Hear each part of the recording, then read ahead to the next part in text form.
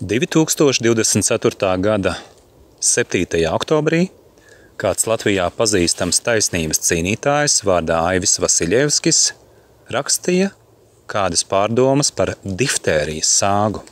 Es turpinājumā jums nocitēšu kādus fragmentus un pievērsīšu jums uzmanību atsevišķiem tādiem akcentiem, kas rada papildus jautājumus pašam autoram vai arī tiem, kas šo rakstu ir veidojuši.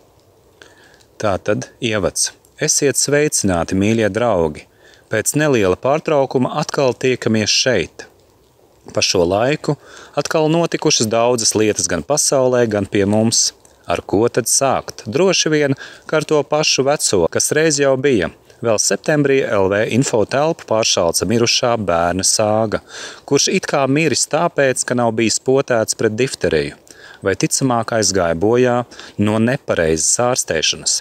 Tam sekoja vecāku arests, iejaucās bāriņtiesa, vēl priekšā tiesu darbi no abām pusēm. Protams, līdzjūtība vecākiem un izturība cīņā ar režīma teroru un mēdīju izvērsto demonizācijas kampaņu. Kāpēc atkal sacelti kājās režīma propagandoni?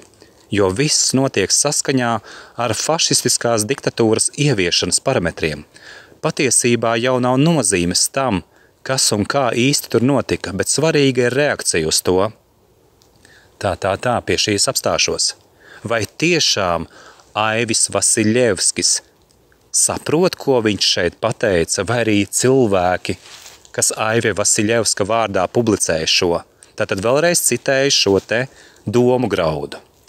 Šeit tiek sacīts, patiesībā jau nav nozīmes tam, kas un kā īsti tur notika, bet ir svarīga reakcija uz to cilvēki Latvijā, kurš vēl šim pievērs uzmanību. Jo šeit būtībā tiek pateikts, ka nav svarīgi, ka bērns ir nomiris, nav svarīgi, kas notiek patiesībā, bet svarīga ir cilvēku reakcija uz to. Nopietni tas šeit tiek pateikts, bet ejam tālāk. Es pieminēšu arī otru problēmu jautājumu, kas parādās raksta turpinājumā, kur tiek minēts, Aivis saka, ka Covid-19 afērā piedalījās absolūti visi. Jautājums. Kā viņš, cilvēks būdams, var runāt absolūtismu kategorijās, un vai tiešām Aivi Vasiļevski tie nav meli, apgalvot, ka piedalījās absolūti visi? Un papildus jautājums pie šī. Vai Aivis nepamanīja savā vēstījumā šos iepriekš minētos morāli kroplos akcentus, vai arī šo rakstu veidojuši citi Aivi Vasiļevska vārdā? Vērtējiet paši un mazliet apkopojot. Ja Aivis saka, patiesībā nav nozīmes, kas un kā notika, jautājums. Tiešām, vai nav svarīgi, ka bērns mira, cieta ģimene, vecāki un viņu bērni turpina ciest?